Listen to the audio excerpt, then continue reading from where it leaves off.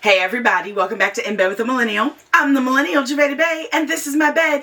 And we're still talking communication. So I know. I'm behind. Cut me some slack, y'all. I'm in 2 PhD programs. But that means that I'm still gonna give you the content. It just might be a little late, but that's okay. Because this episode has been uploaded, and last week's episode that was supposed to go up has also been uploaded. So you get a double whammy. You know, basically a double episode week. Like, who doesn't love that? But that's not the point of this. The point of this is talking about communicating. Specifically, communicating emotions. Because, shocking, emotions show up in your relationships with other people. Be it romantic or platonic, emotions are in the room. But for a lot of us, how to handle those emotions is a foreign concept. Because, again, society doesn't teach us these things. And so I'm going to help us all learn how to communicate about emotions, because we need to be better at it if we're going to actually be better communicators and be in relationships that make us happy and fulfill us and are meeting our needs, desires, and wants. So let's get into it. Javay, why do we even need to talk about communicating our emotions? Like, I bottle them up and I leave them on the shelf and don't think about them until, you know, the bottle's too full and they all just burst out. That's why we gotta talk about it, because just bottling things up and leaving it on the shelf is not healthy. It's not good. It's not helping nobody. And I say that as someone that used to be the queen of bottling up my emotions. Do you want to hear a fun story? I threatened to leave my husband because I was bottling up my emotions and not communicating them with him. And I was to a point of being like fed up that I was like, I'm moving out. And he's like, what are you talking about? And I was like, I just, there's things that I just can't do anymore. And he's like, what things? And then when I heard that question, I was like, oh my God, I have not been expressing myself to him at all. So of course that man was like blindsided and like absolutely dumbfounded to be like, what do you mean you're leaving? So I also had to learn this. So don't feel like, oh my God, I'm not a sex educator. So obviously, of course I don't know these things. Baby, I also didn't know these things. I have to learn them as well. And that's okay. There's no shame in that game. But once I did actually start communicating my emotions and feelings and things to my husband, y'all, the relationship is totally different. It's wild what communication does. Like, people might be onto something with it. But it's important that we communicate it because of a very big thing that I'm probably sure y'all have heard about: attachment styles. And you might be like, Javay, how does communicating our emotions tie back to our attachment styles? Well, because depending on your attachment style, communicating your emotions can help alleviate and resolve a lot of stuff. Specifically, if you are either someone that is in a relationship with someone that has an anxious attachment, or you yourself are the person with anxious attachment. Because as someone who also has bad anxiety and some anxious attachment, it makes a world of a difference if you are actually communicating like, hey babe, I am actually a little upset today. Some stuff happened at work. It has nothing to do with you, but my mood is definitely going to be a little bit more meh when I get home. I just wanted to give you a heads up and let you know that it's not you. I'm feeling this way about other things. Communicating that absolutely makes a difference in your relationship. Because if you were to just come home in some way, for folks with anxious attachment styles and just anxiety in general, we're always going to assume that it's something we did. Even if you just spent the last 9 hours at work, it was me. You just like had a random thought about this thing I did, and now you're mad at me. Oh my God. That's literally the way the brain works around it if you have anxiety or an anxious attachment. So communicating your emotions, especially in the sense of like where they're coming from, what brought it on, who it's truly directed at, makes a world of a difference if you have an anxious attachment. So that's like one of the most like, I'm not gonna say obvious, one of the big reasons that I think that we should communicate about our emotions a little bit better, because it can help people who have nervous systems that react in a certain way when they feel a shift. I am one of those people. Literally, I can tell the minute someone's energy changes. I'm a Pisces. And if it's someone that I'm close to, I'm immediately going to think that it was something I did. Immediately. So, communicating your emotions is very important. And another thing about communicating emotions and relationships that I want everyone to consider is what you do after your partner communicates. So if you don't know, people assigned male at birth generally are known to have a more logic focused brain, meaning that when they hear a problem, they want to offer a solution.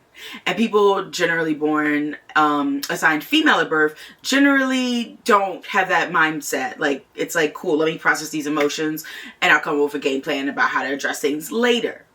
So can you see how those two things can bump into each other in relationships sometimes? Yeah. If you are the person that's like, oh, actually, oh, that happened at work. Have you thought about doing XYZ? I want you to pause. I don't make that your immediate response. And if you are the person that's actually venting to your partner, start by letting them know in the beginning, before you actually start communicating your emotions, what you want out of this. Is it just space to vent? Is it actually to get some feedback, insight, or input from them on like how you can solve this problem? Is it that you want a combination of both, but you want to start with the venting? Is it just, I just need you to sit here and I need to let it out and know that someone's hearing it and you don't even have to acknowledge it. Just like sit in the room. Whatever it might be that you need, express that to your partner. Remember how we talked about communicating our needs and desires and wants? This falls under that umbrella. So let them know and then proceed. And then if they are like, yeah, I would like some input feedback, give it to them. But like, don't just offer unsolicited advice. Let's be real. How many of us don't actually enjoy unsolicited advice most of the time? Yeah, no, because like most of the time people don't even have the full picture and you out here offering advice and it's like, thank you, that's not going to work. So don't offer unsolicited advice. Check in with your partner. And if they don't let you know at the beginning, once they're done like letting it all out, be like, okay, so in this moment, would you like some input from me, or did you just want me to hold space for you? If they don't provide that information up front, ask the question. Don't just jump into trying to solve their problems. Because there are some things that, let's be real, there are some problems that can't be solved by others. They're just things that we have to manage on our own. But also there are a lot of different factors to a lot of things that make us emotional. And we don't all have the shared experiences to understand the magnitude of situations. So, no jumping into it. And it's also important, though, to communicate your emotions with yourself. Obviously, yes, I want you to communicate your emotions to your partner, to your friends and family and things of that nature. And also, we as a society have not been taught how to like actually understand and process our emotions. So you gotta learn how to communicate with yourself about how you're feeling emotionally. And I know, you're probably like, Javay, why? Why? Because we feel, we don't conceal. You are not Elsa, okay? You gotta feel things. You gotta, if you actually want to have something positive and successful on the other side of it. So, that's that. Feel, don't conceal.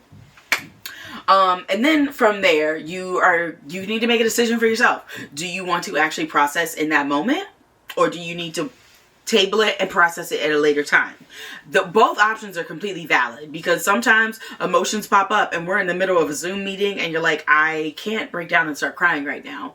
And I don't even know where this desire or the like feeling of wanting to cry is coming from. But I'll explore it at a later date when I'm not on a Zoom call and have 20 people looking at me and expecting me to break down our Q1 data, whatever, you know? So decide that.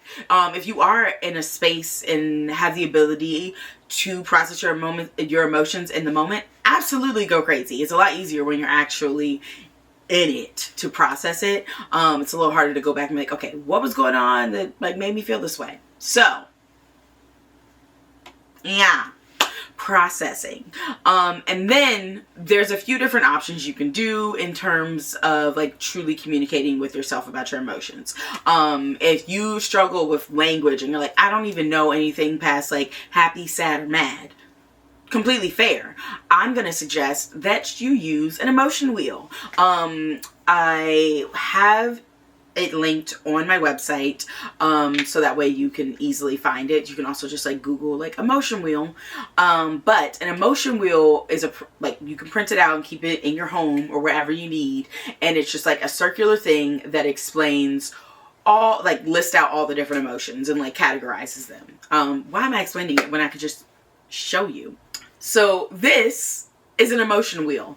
And as you can see, it's got a bunch of it's got so many different words on it, and all of them are going to tie back to like the big emotions that we know. So you've got the section for like being angry, you've got the section for being happy, you've got the section for being sad. Like there's a further breakdown of all of those things. Like, are you actually angry in the sense that you're infuriated, or are you angry in the sense that you're feeling some disappointment? Like there's a lot of different ways to go with emotions. And using an emotion wheel helps you to better like pinpoint things, because the more we actually understand our emotions, the better we can communicate them to others, but the better we can like come up with coping mechanisms and skills that actually help us manage our emotions.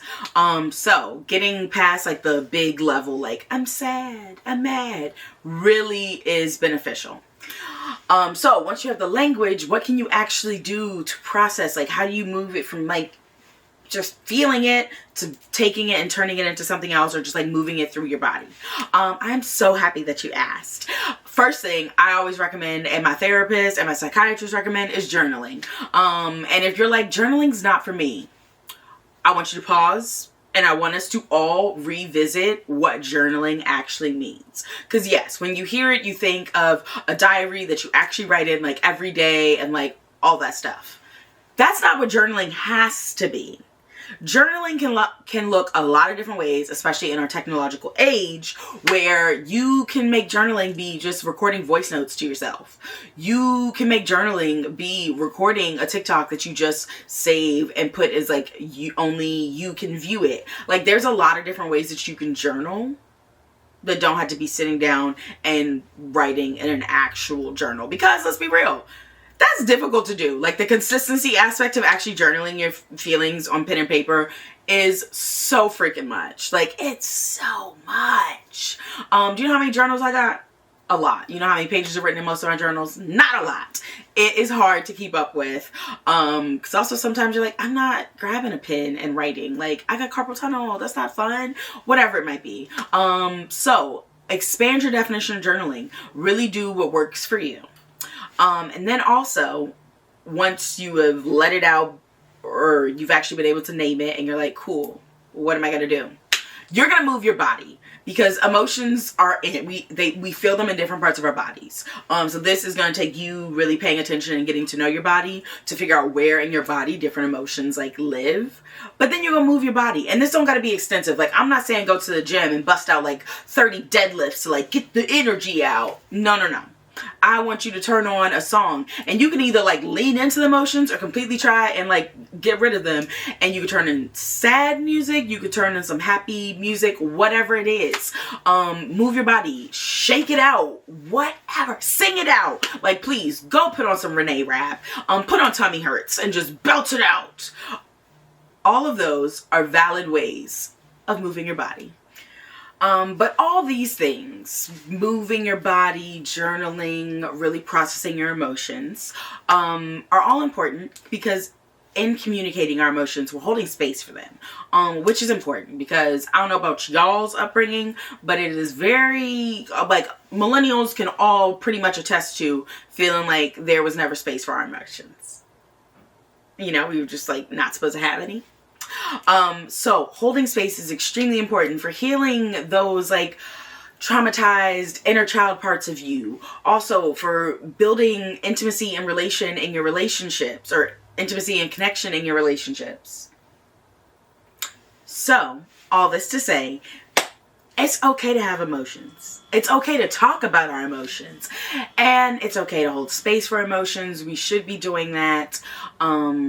So if you've been looking for permission to like feel your feels, I'm giving it to you. Not that you need my permission, but if you've been like, just doesn't feel like I could or should. Yes, you should. And it's okay if you do. But yeah, that's that. Make sure you come back next week, because I've got an all new episode of In Bed with a Millennial. Definitely make sure you check out On the Road to Dr. FN, because some stuff has been happening for me. In regards to my first PhD, and if you are intrigued by that experience, that journey, definitely check it out. And yeah, definitely just make sure you subscribe to this YouTube channel because the content. And make sure you follow me on social media platforms because it's a good time. And lastly, make sure you subscribe to my email newsletter because if social media and this platform all decide to give me the boot, that's how we're going to stay in contact. But yeah, until next time, I'm going to see you later. Deuces.